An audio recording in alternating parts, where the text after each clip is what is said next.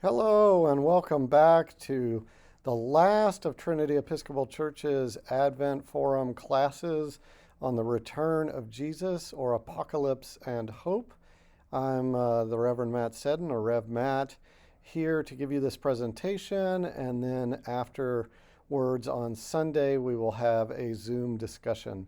So I hope that you've been able to see the past two presentations and participate in the discussions. They've been very interesting, and I hope that you enjoy this one. So let's talk about apocalypse. Let's talk about the end of the world. What we are looking at here is actually a slide of a oil and gas production field. I think this one's in Colorado near Wyoming. And what you're looking at are a series of what they call drill pads or well pads, where they have drilled down, found oil and or gas, and are producing it via a pump. And you see all these little patches where they have the pumps, and some of them have overflow contaminated water ponds, and some of them don't. But you can see these are all spaced out relatively close. This is called 40-acre spacing. And you can see this has been a very big impact on the landscape, and this is actually not atypical for oil and gas production areas.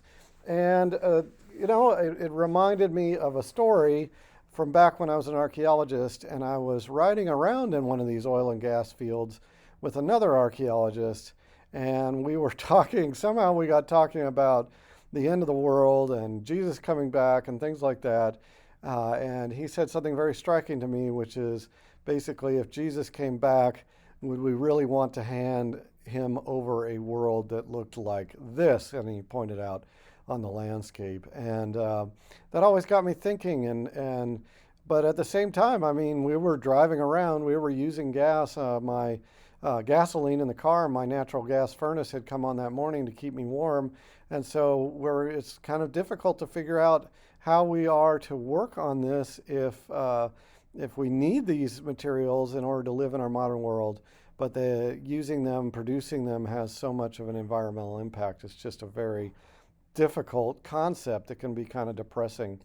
So what we're asking really when we think about the end of the world is, how might the world as we live in it be fixed? Are we able to? What can we do? What might that look like? Will Jesus simply clean it up for us? And when we do that, we can think of all kinds of issues that we face. So environmental climate change and overall global warming. We can think about refugee crises and immigration problems. We can think about war, which is still prevalent in the world. We can think about poverty issues, which touch on so many people. So these are the kinds of things that we look around the world and we think, this isn't right. This is not the way God intended it to be.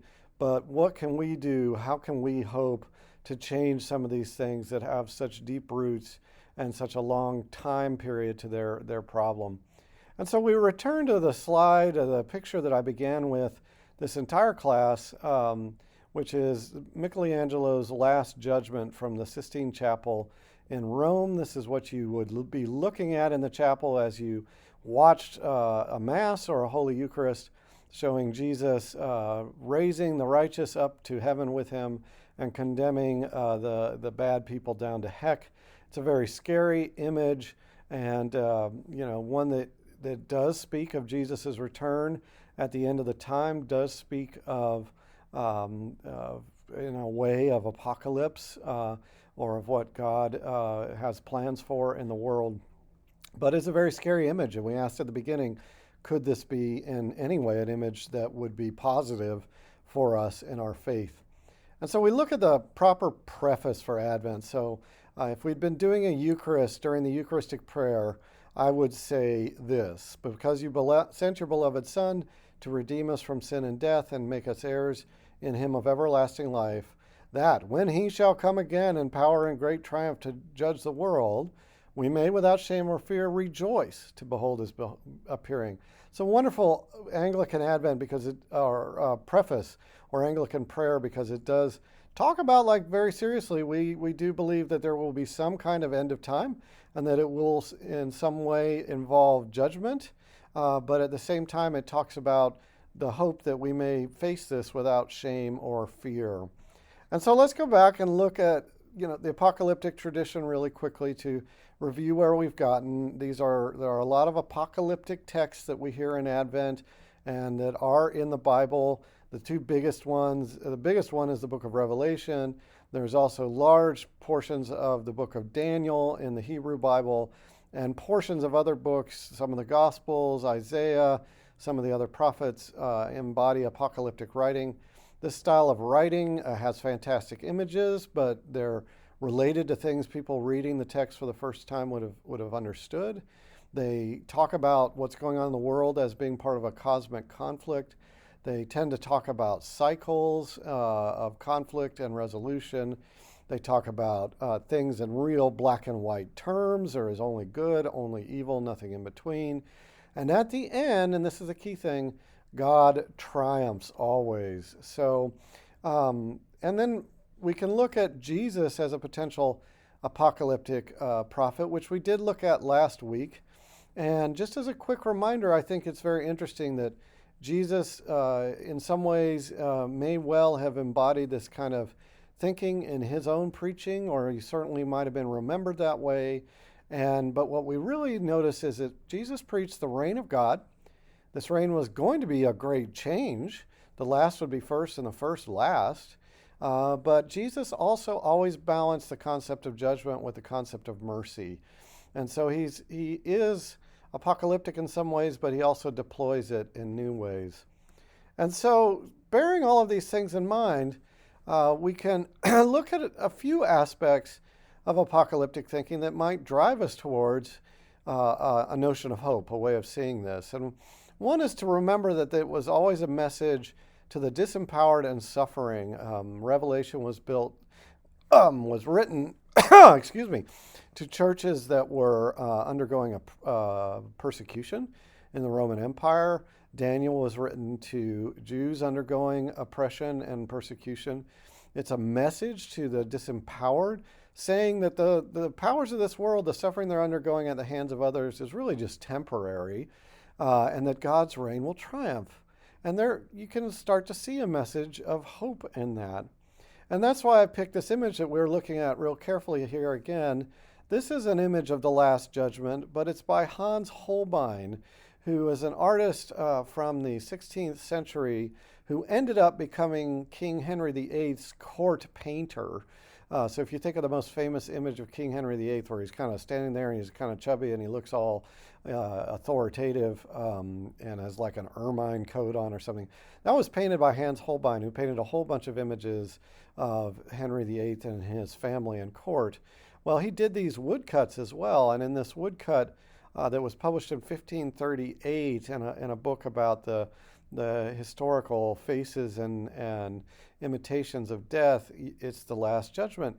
And what's interesting is Jesus in this one seems much more welcoming. You don't see souls going to heaven versus those going to heck. In fact, it's a great ring of people clad as innocent as the day they were born, who Jesus seems to be welcoming up into heaven as he sits on a image of the entire universe and time with a rainbow underneath him, that great symbol of God's hope.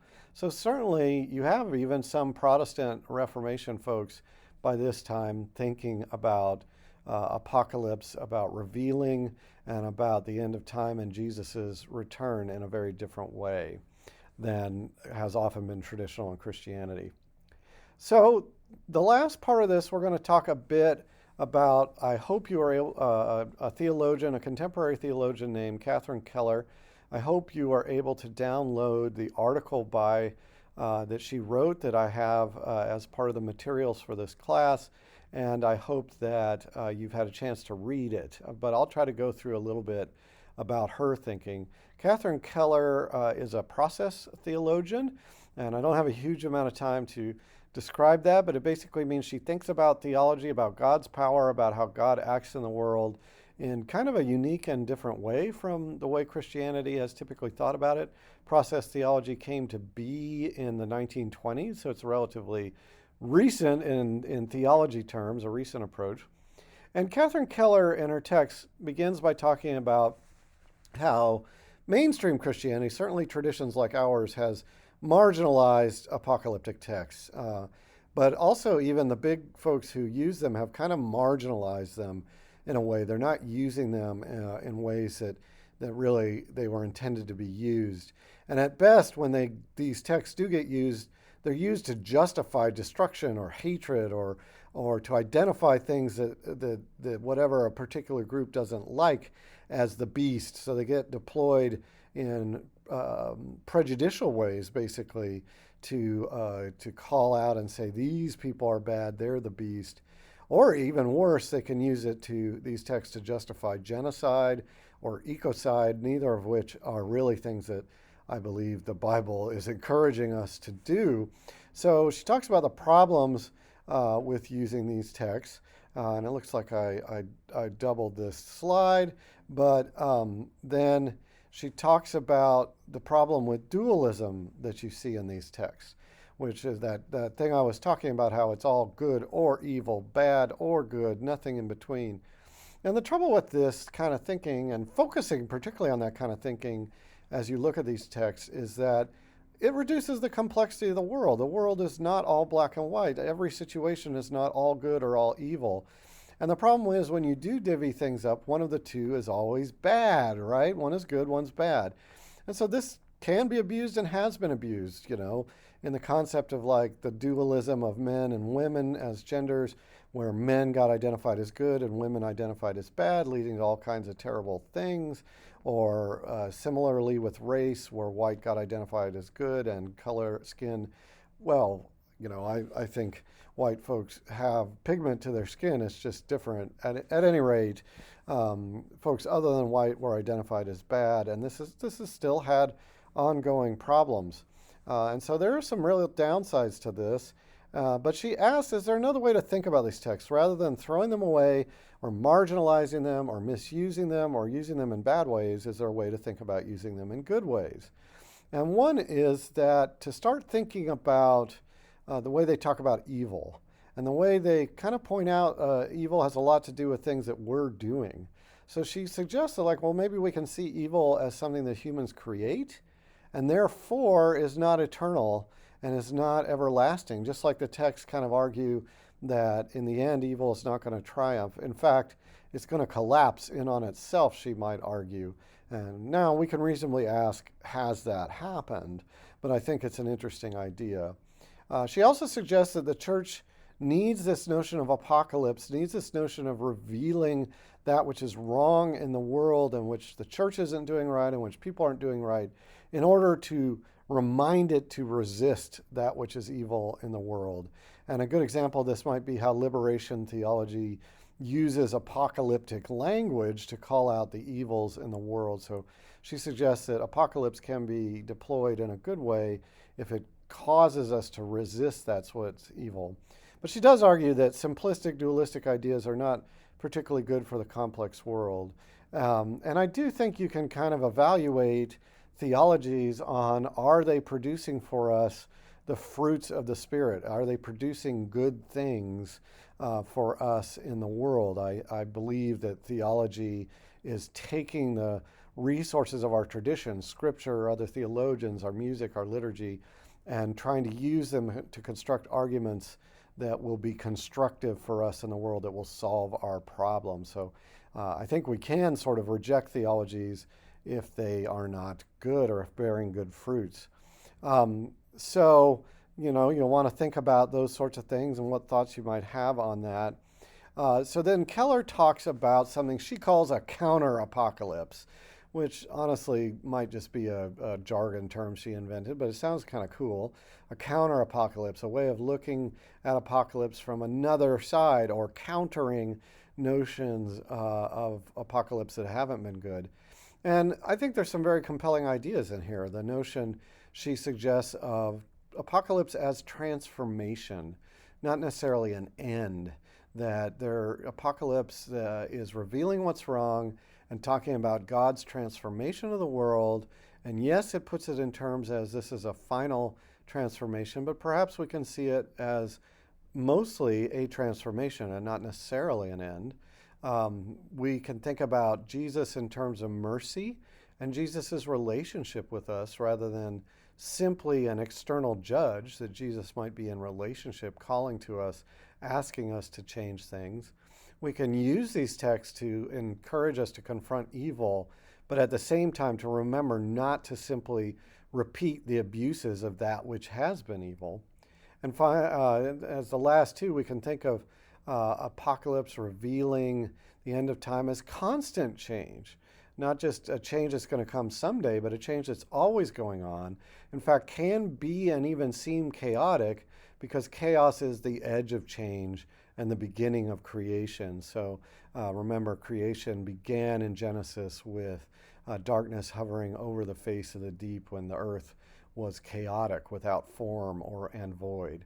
And so therefore, Apocalypse and Jesus' return can be thought of not as an end, but as an ongoing new beginning. So those are some of the, I think, real productive ideas that Keller has. Certainly you can think about them and let this sit and see what you think about them. So to kind of come to a grand summing up, it's important to remember that apocalypse really means to reveal or unveil. These texts were designed to show to us what and reveal to us what was wrong in the world and God's true purposes for the world. And they really can be thought of as an end, as a purpose, that the end of the world might be a purpose, an ongoing renewal of creation, rather than simply a destructive moment. We can think of Christ as both already here in the world, as this image on the left shows this image of the Nativity with this light coming into the world and bursting into the manger and spreading out over the whole earth, that Christ is here, as we remember at Christmas, but also on his way here, always coming, always creating, always becoming. And so that's the Advent notion. And all of this, I would say, gives us hope.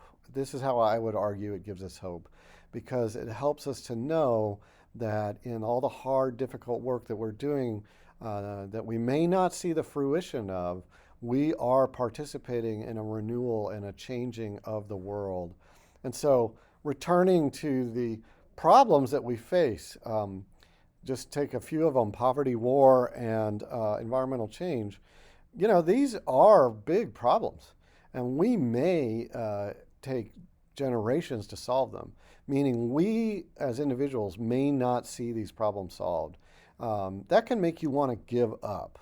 But the thing is, if you know that you are part of a greater work and that God will triumph and that this is an ongoing renewal of creation, that is an attitude, that is a spirituality that will give you strength for the work that you have to do. And the example with the shovels is my final example. Up in the upper right, you see these shovels. This is from a fantastic project in Africa, where a guy who was so sick of revolutions and killings and mass murder in Africa that he began inviting people to turn in weapons and taking weapons that had been seized and literally beating them into plowshares or shovels. So he would melt them down and turn them into shovels. And this is such an inspiring project. There have been other ones like it. And did he change the world? Has he ended war? No, but he has made a good step towards it. And I think that to do that, it really helps to have a notion of hope. And ultimately, I think these apocalyptic texts can be seen as giving us hope. So I hope you do. I hope you do join us on Sunday at noon for our discussion on Zoom. There'll be links all over the place and e-notes and online and on the Sunday service to join us in that discussion. And thank you for being part of this. Have a blessed remainder of your Advent and a very Merry Christmas. God bless you. Bye-bye.